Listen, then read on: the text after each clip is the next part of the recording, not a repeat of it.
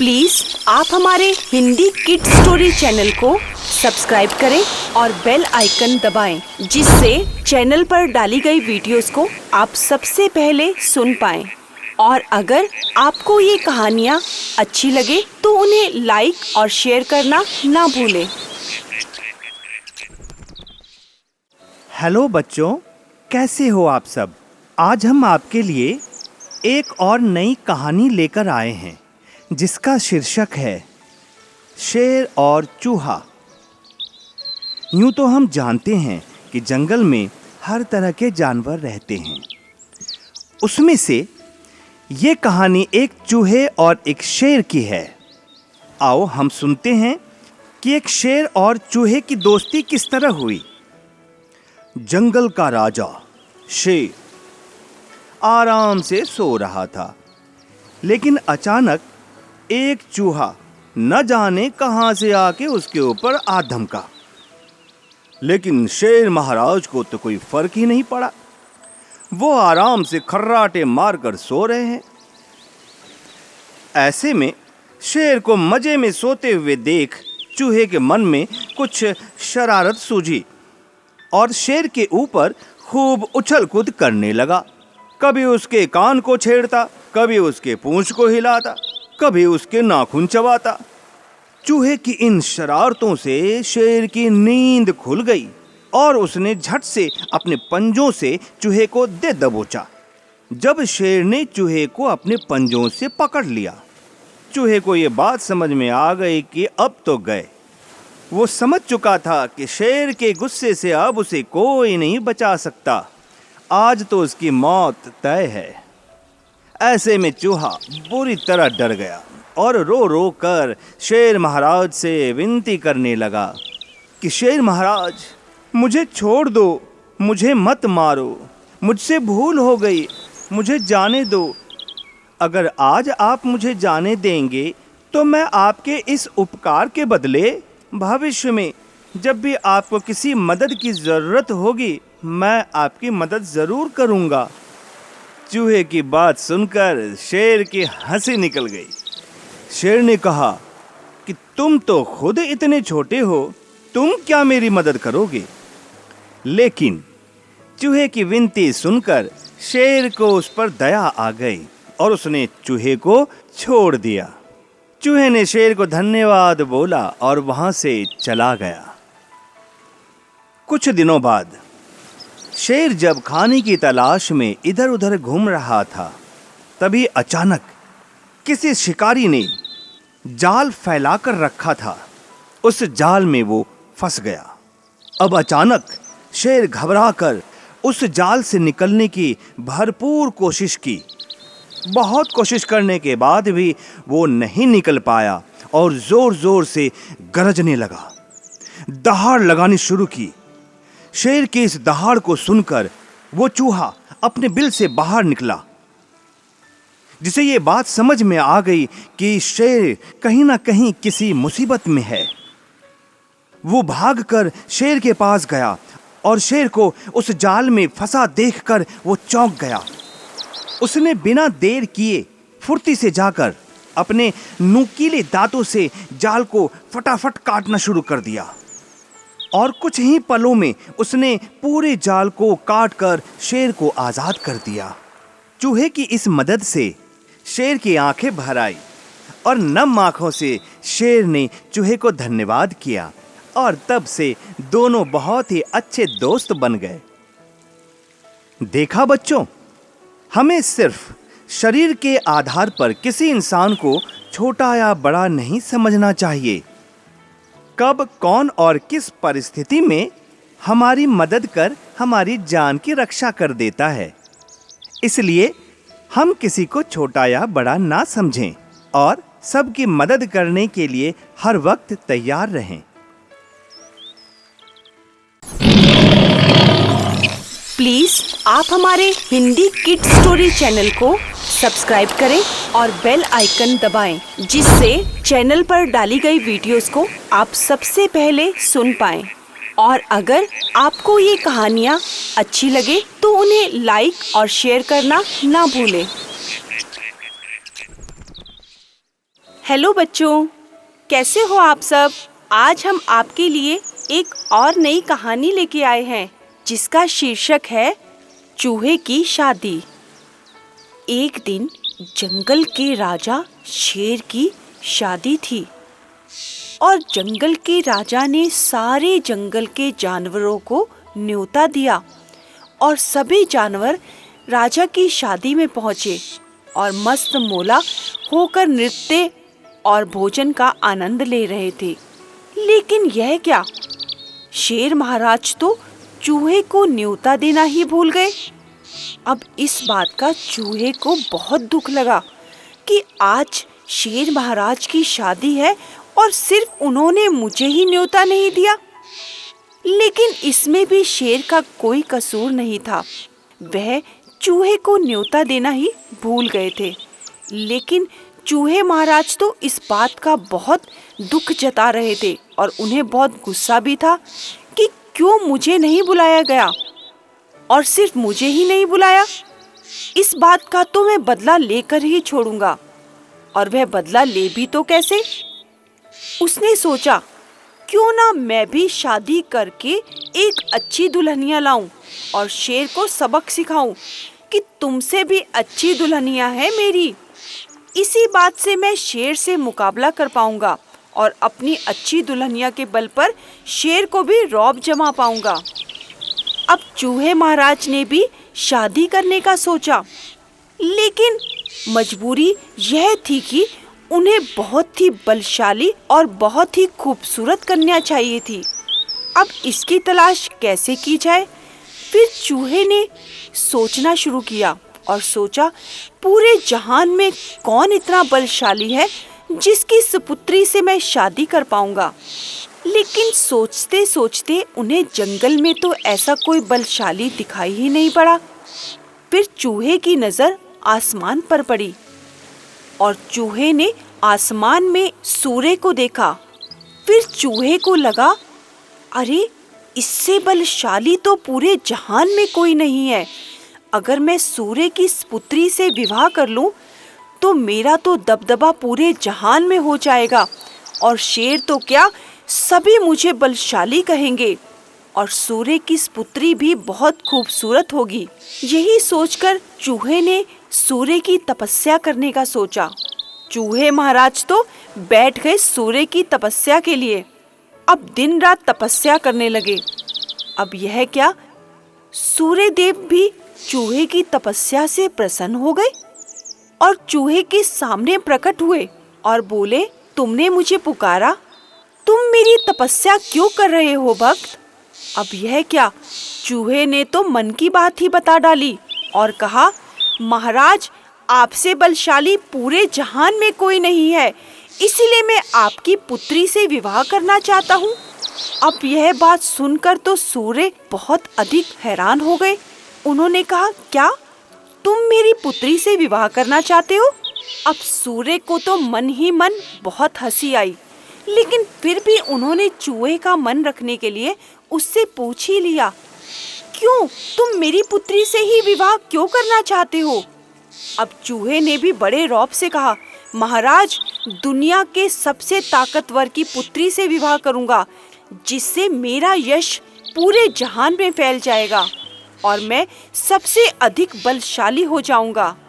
अब यह बात सुनते ही सूर्य देव बोले, अरे चूहे महाराज, मैं इतना बलशाली नहीं हूँ, तुम्हें शायद कोई गलत फहमी हुई है।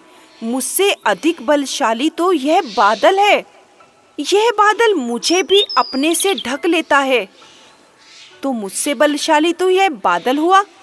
तुम इसकी पुत्री से विवाह करो, तभी तुम्हारा नाम पूरे जहान में फैलेगा। अब चूहे ने कहा, तो ठीक है सूर्यदेव, आप बादल से अनुरोध कीजिए ना कि वह अपनी पुत्री का विवाह मुझसे कर दे। सूर्यदेव ने बादल को बुलाया और बादल सूर्यदेव के पास आया और पूछा, सूर्यदेव आपने मुझे बुलाया? तो उन्होंने कहा, यह चूहा आपकी पुत्री से विवाह करना चाहता है। तो बादल ने चूहे से कहा, तुम मेरी पुत्री से क्यों विवाह करना चाहते हो? अब चूहे महाराज ने फिर वही बात बादल से कही। कहा, महाराज, पूरी दुनिया में सबसे ज्यादा ताकतवर आप हो और मैं सबसे ज्यादा ताकतवर की पुत्री से विवाह करूंगा, जिससे मेरा यशोबल पूरी दुनिया में फैलेगा। अब यह बात सुनकर बादल को बहुत मन ही मन हंसी आई। फिर भी उन्होंने चूहे का मन रखने के लिए कहा, नहीं, तुम्हें नहीं मालूम कि सबसे ज्यादा ताकतवर कौन है। मैं ताकतवर नहीं हूँ, मुझसे अधिक ताकतवर तो यह हवा है। यह हवा मुझे भी उड़ाकर बहुत दूर ले जाती है, इसीलिए मुझसे अधिक ताकत तो इस हवा में है। तो तुम्हें इसकी पुत्री से ही विवाह करना चाहिए। अब चूहा तो एक समस्या में फंस गया। अब किसकी पुत्री से विवाह किया जाए? तो चूहे ने कहा, ठीक है, मैं हवा से बात करता हूँ। सूर्य देव ने हवा को बुलाया। अब हवा वहाँ पर प्रकट हुई। कहा, सूर्य देव, आपने मुझे बुलाया? तो सूर्य देव ने कहा, हाँ, यह चूहा तुम्हारी पुत्री से विवाह करना चाहता है। पहले तो हवा बहुत परेशान हुई और सूर्य देव से पूछने लगी, मेरी पुत्री से यह चूहा विवाह करेगा, वह किस लिए? अब चूहे ने फिर वही बात वह हवा से बताई कि मैं सबसे अधिक ताकतवर की पुत्री से विवाह करूंगा, जिससे मेरा यशोबल पूरे जहान में फैल जाएगा। अब यह बात सुनते ही हवा ने मूषक से कहा, नहीं चूहे महाराज, मैं इतनी ताकतवर नहीं हूँ। मुझसे अधिक ताकतवर बलवान तो यह पहाड़ है, यह हिमालय है, जो मुझे भी चलते चलते रोक देता है और मेरी दिशा बदल देता है। इसलिए मैं बलशाली नहीं हूँ, मुझसे अधिक बलशाली तो यह हिमालय है। आपको इसकी पुत्री से विवाह करना चाहिए। अब बात जाकर हिमालय पर अटक गई। अब चूहे ने सूर्य देव से कहा, सूर्य देव, अब आप हिमालय से बात करिए, मुझे तो हिमालय की पुत्री से ही विवाह करना है। अब सूर्य देव ने हिमालय को बुलाया। हिमालय वहाँ प्रकट हुआ। अब सूर्य देव ने हिमालय के आगे सारी बात रखी और उन्होंने कहा, यह चूहा तुम्हारी पुत्री से विवाह करना चाहता है। अब हिमालय ने कहा, नहीं महाराज, मैं ताकतवर कहाँ हूँ, मैं इतना बलशाली नहीं हूँ। मुझसे बलशाली तो वह मूषक है महाराज, जो मेरे अंदर रहकर मुझे ही खोखला कर रहा है। इस चूहे को तो उस मूषक की पुत्री से विवाह करना चाहिए। अब सारी बात जाकर उस मूषक पर अटक गई। अब सूर्य देव ने कहा, तुम्हें उस मूषक से बात करनी चाहिए और तुम्हें उसकी पुत्री से ही विवाह करना पड़ेगा। अब सबसे बलशाली तो वही मूषक है। अब सभी मिलकर उस मूषक के पास गए। अब जैसे ही उस मूषक के पास गए, उससे विवाह का प्रस्ताव रखा गया और सूर्य देव ने कहा, मूषक, यह चूहा तुम्हारी पुत्री से विवाह करना चाहता है, क्या तुम्हें यह प्रस्ताव स्वीकार है? तो मूषक ने कहा, क्यों नहीं महाराज, यह चूहा हमारी जाति का है और यह प्रस्ताव मैं स्वीकार करता हूँ। मेरी पुत्री भी बहुत खुश हो जाएगी इससे विवाह करके। अब जैसे ही चूहे ने मूषक की पुत्री को देखा तो उसे लगा कि यह कन्या तो मेरे लायक ही है और उसे वह बहुत ही खूबसूरत लगी और मन ही मन उस चूहे ने उस मूषक की पुत्री से विवाह करने का मन बना लिया। देखा बच्चों, चूहा चला था शेर पर रौब जमाने, लेकिन बेचारा चूहा तो चूहा ही ठहरा, क्योंकि उसकी समझ में तो सबसे ज्यादा ताकतवर तो वह चूहिया ही निकली। इसलिए आखिर में उसे एक चूहिया से ही विवाह करना पड़ा।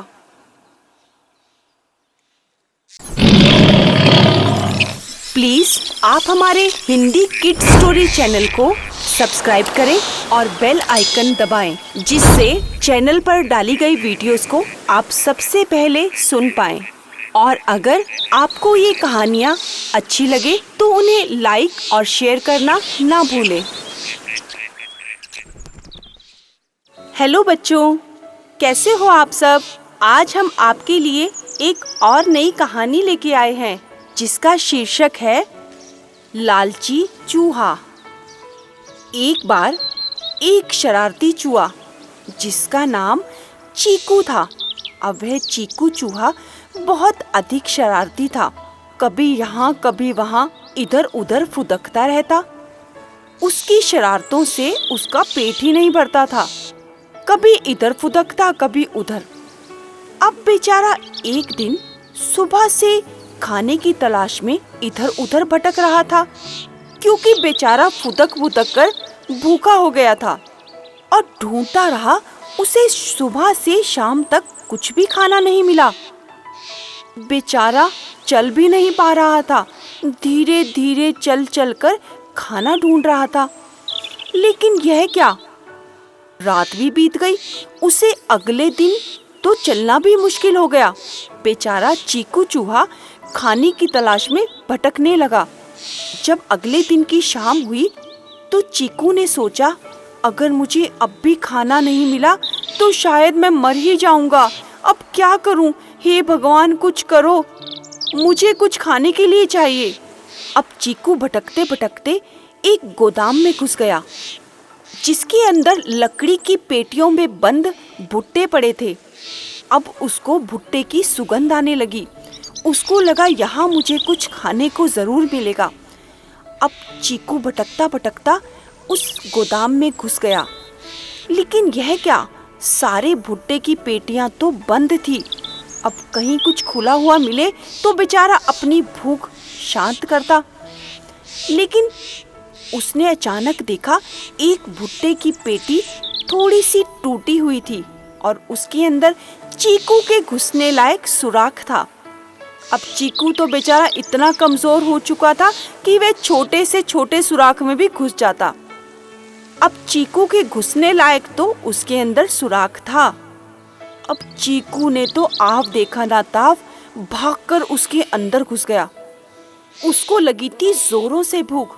अब उसने आव देखा ना ताव और दनादन भुट्टे को खाना शुरू कर दिया। पहले एक भुट्टा खाया, फिर दूसरा, फिर तीसरा। यह क्या, वह तो एक एक करके सारे चट करने लग गया। अब चीकू का पेट भर चुका था, लेकिन फिर भी लालच के मारे वह सारे के सारे भुट्टे खाने लगा। अब यह क्या, खाते खाते बेचारे चीकू का तो पेट दम से फूल गया। अब उससे तो हिला भी ना जाए। हिलना क्या था, बेचारा चीकू तो उस पेटी से बाहर भी नहीं आ सकता था। अब चीकू ने सोचा, अब मेरा पेट काफी दिनों के लिए भर चुका है। अब मुझे इस पेटी से बाहर निकलकर अपने घर चलना चाहिए। अब जैसे ही चीकू ने उस सुराख में से मुंह बाहर किया, यह क्या, उसका तो बस मुंह ही बाहर निकला। अब तो बेचारे का पेट फंस गया, क्योंकि लालच के मारे चीकू सारे भुट्टे खा चुका था। उसका पेट इतना मोटा हो चुका था कि बाहर ही नहीं निकला गया उससे। अब चीकू वहीं पर बैठ गया और सोचने लगा, अब तो मैं इस पेटी के अंदर बंद हो गया, अब क्या करूं? मैं तो फिर उसी हालत में आ गया। अब तो मुझे फिर से यहाँ रहकर भूखे रहना पड़ेगा। और कब ये पेटी खुलेगी और मैं कब बाहर निकलूंगा? ये ना हो इस भूख के लालच में मैं कहीं मारा ही जाऊं। अब चीकू ने उस सुराख में से मुंह बाहर किया और चिल्लाना शुरू किया, मुझे बचाओ, कोई आकर बाहर निकालो, मैं इस पेटी में फंस चुका हूँ, मेरी कोई मदद तो करो। अब चीकू काफी देर से चिल्ला रहा था। तभी एक बिल्ली मौसी मटक मटक कर वहां से निकल रही थी। तभी उसने चीकू की आवाज सुनी और वह चीकू की मदद के लिए आई और बोली, क्या बात है चीकू, क्यों चिल्ला रहे हो इतनी तेज तेज? चीकू ने कहा, बिल्ली मौसी, मैं इस पेटी के अंदर फंस गया हूँ, मुझे बाहर तो निकालो। अब चीकू ने सारी बात बिल्ली मौसी को बताई। बिल्ली मौसी, मैं इस भुट्टे के लालच में सारी भुट्टे खा गया। अब मेरा पेट फूल चुका है, मैं बाहर नहीं आ पा रहा। बिल्ली ने कहा, चीकू, तुमने लालच में तो सारे भुट्टे खा लिए, लेकिन अपना पेट देखो जो इतना फूल चुका है। और जब तक तुम्हारा पेट पहले जैसा नहीं होगा ना, तब तक तुम बाहर नहीं आ पाओगे। इसीलिए इस पेटी में रहकर ही इंतजार करो और अपने आप को भूखा रखकर अपने पेट को छोटा करो। अब बिल्ली मौसी तो चीकू का मजाक उड़ाकर चली गई अपने रास्ते। बेचारा चीकू फिर वहीं का वहीं, और उसे फिर से भूखे रहकर अपने पेट को छोटा करना पड़ा, जो खाकर इतना फूल गया था। बेचारा चीकू कितने दिन भूखा रहा और फिर कहीं जाकर वो पेटी से बाहर आया। देखा बच्चों, इसे कहते हैं लालच, जो आज चूहे ने किया। चाहे वह काफी दिनों का भूखा था, लेकिन खाने को देखते ही चीकू लालच में आ गया और दनादन भुट्टा खा गया। तभी बेचारे का पेट इतना फूल गया कि वह पेटी के अंदर ही फंस गया। इसीलिए कहते हैं कि लालच बुरी बला है।